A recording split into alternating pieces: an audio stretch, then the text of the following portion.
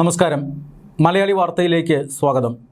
രാജ്യത്തെ ഞെട്ടിച്ച ഒരു കുറ്റകൃത്യമായിരുന്നു നാസിക്കിലെ TCSന്റെ BPO സെന്ററിൽ നടന്നത്. TCS എന്നത് ഇന്ത്യയിൽ മാത്രമല്ല ലോകം മുഴുവൻ അറിയപ്പെടുന്ന ഒരു കമ്പനിയാണ്.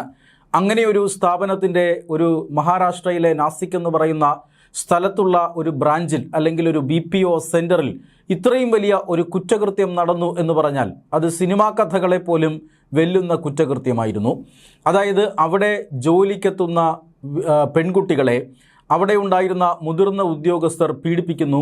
മാത്രമല്ല അവരെ പ്രണയക്കെണിയിൽ പെടുത്തിയതിന് ശേഷം പിന്നീട് ലൈംഗികമായി ചൂഷണം ചെയ്യുന്നു. അതിനുശേഷം അവരെ മതപരിവർത്തനം ചെയ്യുന്നു, നിർബന്ധിതമായി മതപരിവർത്തനം ചെയ്യുന്നു. ട്രാപ്പിൽപ്പെടുത്തി ഹിന്ദു കുട്ടികളെ ലക്ഷ്യം വെച്ചുകൊണ്ട് ഇത്തരത്തിൽ നടന്ന ലൈംഗിക ചൂഷണവും മതപരിവർത്തനവും എല്ലാം ഒരു പരാതിയെ തുടർന്നാണ് പുറത്തു വരുന്നത്. അതായത് അവിടുത്തെ ഒരു ജീവനക്കാരി തന്നെ ഒരു പരാതി നൽകുന്നു. ആ പരാതിയുടെ അടിസ്ഥാനത്തിൽ ഇത്തരം കാര്യങ്ങളെല്ലാം കേൾക്കുമ്പോൾ തന്നെ അത് വലിയ വിചിത്രമായി തോന്നാറുണ്ട്. അവിശ്വസനീയമായ കാര്യങ്ങളാണ് പുറത്തു വന്നത്. അതുകൊണ്ട് തന്നെ ഈ പരാതി സ്വീകരിച്ച പോലീസ് ഇത് സത്യമാണോ എന്നറിയാനായി ഒരു രഹസ്യാന്വേഷണം നടത്തുന്നു. ആ രഹസ്യാന്വേഷണത്തിന് ഒടുവിലാണ് ഞെട്ടിക്കുന്ന വിവരങ്ങൾ പുറത്തു വന്നത്. ആ കമ്പനിക്കുള്ളിൽ പ്രവർത്തിക്കുന്ന മുതിർന്ന 2 ഉദ്യോഗസ്ഥന്മാർ, അതോടൊപ്പം തന്നെ അവിടുത്തെ HR മാനേജർ എല്ലാവരും തന്നെ ഈ കേസിലെ പ്രധാന പ്രതികളായി വരുന്നു. പെൺകുട്ടികളെ ലൈംഗികമായി ചൂഷണം ചെയ്യുന്നതിനും മാത്രമല്ല അവരെ നിർബന്ധിതമായി മതപരിവർത്തനം ചെയ്യുന്നതിനുമെല്ലാം ഈ പറയുന്ന HR മാനേജർ കൂട്ടുനിന്നു എന്ന ഞെട്ടിക്കുന്ന വിവരമാണ് പുറം ലോകമറിഞ്ഞത്. പിന്നീട് HR മാനേജർ ഒളിവിൽ പോകുന്നതും ദീർഘകാലം പോലീസിനെ കബളിപ്പിച്ച് ഇവർ ഒളിവിൽ താമസിപ്പിക്കുന്നതുമെല്ലാം നമ്മൾ കണ്ടതാണ്. എന്ന് പറഞ്ഞാൽ നിദാ ഖാൻ എന്ന് പറയുന്ന ഒരു സാധാരണ HR മാനേജർ ആയിരുന്നുവെങ്കിൽ പോലീസിനെ ഇവർക്ക് എത്രമാത്രം അല്ലെങ്കിൽ എത്ര ദിവസം കബളിപ്പിച്ച് ഒളിവിൽ കഴിയാൻ കഴിയുമായിരുന്നു. അതിവിദഗ്ധമായി ഇവർ പോലീസിനെ കബളിപ്പിച്ചു. ഇവരുടെ പിന്നിൽ വിദഗ്ധ സംഘമുണ്ട്, അല്ലെങ്കിൽ ഇത്തരത്തിലുള്ള കുറ്റകൃത്യങ്ങൾ വളരെ കൃത്യമായി മാനേജ് ചെയ്യാൻ കഴിയുന്ന ആൾക്കാരുണ്ട് എന്ന് അന്ന് തന്നെ സൂചന ലഭിച്ചിരുന്നതാണ്. എന്തായാലും ദീർഘനാളത്തെ പരിശോധനകൾക്കും തെരച്ചിലിനുമൊക്കെ ഒടുവിലായി നിദാ ഖാൻ അറസ്റ്റിലായിരുന്നു. നിദാ ഖാൻ്റെ ജാമ്യാപേക്ഷ മഹാരാഷ്ട്രയിലെ ഒരു കോടതി കഴിഞ്ഞ ദിവസം പരിഗണിച്ചിരുന്നു. ആ കോടതി ഉത്തരവ് ആണ് ഇപ്പോൾ പുറത്തുവരുന്ന വാർത്ത. മറ്റൊന്നുമല്ല, നിദാ ഖാന് ജാമ്യം ലഭിച്ചിരിക്കുന്നു. സാധാരണ രീതിയിൽ ഇത്തരമൊരു കുറ്റകൃത്യം ചെയ്ത ഒരു വ്യക്തിക്ക് ഇപ്പോൾ ജാമ്യം ലഭിക്കുക പ്രയാസമായിരിക്കും. കാരണം ഗുരുതരമായ കുറ്റകൃത്യങ്ങളാണ് ഇവർ ചെയ്തിരിക്കുന്നത്.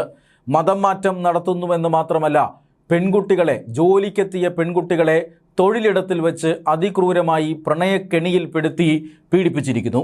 അവരെ ലൈംഗികമായി ചൂഷണം ചെയ്യുന്നുവെന്ന് മാത്രമല്ല, അതിനുശേഷം സാഹചര്യങ്ങൾ മുതലാക്കിക്കൊണ്ട് ഈ ലൈംഗിക ചൂഷണത്തിൻ്റെ അടക്കമുള്ള വീഡിയോ ദൃശ്യങ്ങളും മറ്റുമെല്ലാം ചിത്രീകരിച്ചുകൊണ്ട് അവരെ ട്രാപ്പിലാക്കി പിന്നീട് അവരെ നിർബന്ധിതമായി മതപരിവർത്തനം നടത്തുകയായിരുന്നു.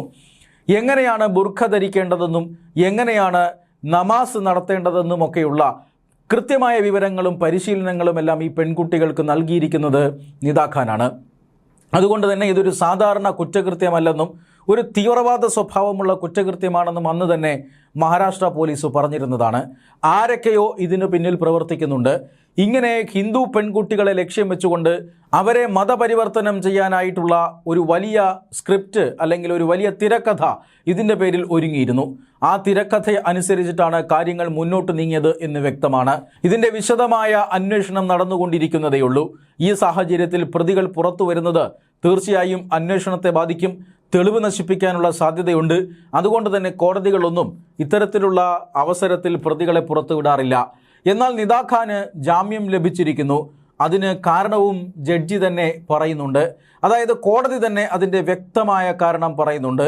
അതായത് നിദാ ഖാനെതിരായിട്ടുള്ള തെളിവുകൾ അതിപ്പോഴും വളരെയധികം മൂല്യമായി തന്നെ നിൽക്കുന്നുണ്ട്. നിദാ ഖാനെതിരായ തെളിവുകളില്ലാത്തതുകൊണ്ടോ നിദാ ഖാനെതിരായിട്ടുള്ള ആരോപണത്തിൽ പ്രോസിക്യൂഷൻ ദുർബലമായതുകൊണ്ടോ നിദാ ഖാൻ നിരപരാധിയായതുകൊണ്ടോ ഒന്നുമല്ല നമ്മളിപ്പോൾ ജാമ്യം നൽകുന്നത്. കാരണം ഭഗവാൻ ശ്രീകൃഷ്ണനെ നിങ്ങൾ ഓർക്കണം. അദ്ദേഹം ജയിലുകളിലാണ് അദ്ദേഹത്തിൻ്റെ അമ്മ അദ്ദേഹത്തെ പ്രസവിച്ചത്. ഇത്തരമൊരു ഗതികേട് ആർക്കും ഉണ്ടാകരുത്. ജയിലിൽ ഒരു ബാല്യം പിറന്നു വീണുകൂടാ, അവിടെ ഒരു ബാല്യം വളർന്നു വന്നുകൂടാ. ക്രിമിനലുകളുടെയും അതുപോലെ തന്നെ മറ്റ് നെഗറ്റീവ് സാഹചര്യങ്ങളിലുമെല്ലാം ഒരു കുട്ടി, അത് ആൺകുട്ടിയായിക്കോട്ടെ പെൺകുട്ടിയായിക്കോട്ടെ, വളർന്നു വരുന്നത് ശരിയല്ല. അതുകൊണ്ട് തന്നെ ഞങ്ങൾ ഈ കേസിൽ പ്രധാന പ്രതിയായിട്ട് പോലും നിദാ ഖാന് ജാമ്യം അനുവദിക്കുന്നുവെന്നാണ് കോടതി പറഞ്ഞത്. അതായത് നിദാ ഖാൻ 5 മാസം ഗർഭിണിയാണ്. നേരത്തെ ഈ അന്വേഷണം നടത്തിക്കൊണ്ടിരിക്കുമ്പോൾ തന്നെ, അതായത് നിദ ഖാൻ എവിടെ എന്ന് ഇവർ ഒളിവിൽ കഴിയുമ്പോൾ തന്നെ സമഗ്രമായ അന്വേഷണം നടന്നിരുന്നു. ആ അന്വേഷണം നടക്കുമ്പോൾ തന്നെ നിദ ഖാൻ മുൻകൂർ ജാമ്യാപേക്ഷ നൽകിയിരുന്നു. ആ മുൻകൂർ ജാമ്യാപേക്ഷയിൽ കോടതിക്ക് മുമ്പാകെ നിദ ഖാൻ പറഞ്ഞു നോക്കിയത്, ഞാനിതാ ഗർഭിണിയാണ്, ഗർഭത്തിൻ്റെ ആദ്യ മാസങ്ങളിലാണ്, അതുകൊണ്ട് തന്നെ പോലീസ് കസ്റ്റഡിയിലാകുന്നത് എൻ്റെ ജീവിതത്തെ ബാധിക്കും, എൻ്റെ കുഞ്ഞിനെയും ബാധിക്കും, അതുകൊണ്ട് തന്നെ ഒരു കാരണവശാലും അറസ്റ്റ് ചെയ്യാൻ അനുവദിക്കരുത് എന്നാണ് നിദ ഖാൻ അന്ന് കോടതിയോട് അപേക്ഷിച്ചത്. എന്നാൽ കോടതി ആ ഒരു അപേക്ഷ കേട്ടില്ല, മുൻകൂർ ജാമ്യം നിഷേധിച്ചു. പിന്നീട് പോലീസ് അറസ്റ്റ് ചെയ്തു, റിമാൻഡിലാകുന്നു, ജയിലിലായി. പിന്നീട് ജാമ്യത്തിന് അപേക്ഷിക്കുന്ന സമയത്താണ് കോടതി ഇപ്പോൾ അനുഭാവപൂർണമായ ഒരു പരിഗണന നൽകിയിരിക്കുന്നത്. 5 മാസം ഗർഭിണിയായ ഒരു യുവതി ഒരു കാരണവശാലും ഇന്ത്യയിലെ ജയിലുകളിൽ ഇത്തരത്തിൽ പ്രസവിക്കാൻ പാടില്ല. ഒരു ബാല്യം ഇനിയിപ്പോൾ ജയിലുകളിലേക്ക് എത്താൻ പാടില്ല. അതുകൊണ്ട് തന്നെ നിദ ഖാന് ജാമ്യം നൽകുകയാണെന്നും ഇത് കേസിൻ്റെ മെറിറ്റ് പരിശോധിക്കാതെയും കേസിൻ്റെ മറ്റു വശങ്ങളിലേക്ക് തിരിഞ്ഞു നോക്കാതെയും മാനുഷികമായ പരിഗണന മാത്രം വെച്ചുകൊണ്ടാണെന്നും കോടതി വ്യക്തമായി പറഞ്ഞിരിക്കുകയാണ്. അതായത് ജയിലിലടയ്ക്കപ്പെട്ട ജിഹാദികൾക്കൊപ്പം അവർക്ക് വേണ്ടി ഈ പറയുന്ന പെൺകുട്ടികളെ വലയിലാക്കി കൊടുത്ത നിദ ഖാൻ, ആ നിദ ഖാന് ജാമ്യം ലഭിച്ചിരിക്കുന്നു. പക്ഷേ ജാമ്യം കോടതി നൽകിയിരിക്കുന്നത് ഈ പറയുന്ന കുറ്റകൃത്യങ്ങൾ നടത്തിയിട്ടില്ലാത്തത് കൊണ്ടോ പ്രതി ജാമ്യത്തിന് അർഹതയുള്ളതോ കൊണ്ടോ അല്ല, മറിച്ച് ഒരു കുഞ്ഞിന് ജന്മം നൽകാൻ പോകുന്ന സ്ത്രീ ആയതുകൊണ്ടാണ് ഇത്തരമൊരു ഇളവ് നൽകുന്നത് എന്നും കോടതി കൃത്യമായി പറഞ്ഞു വയ്ക്കുന്നു.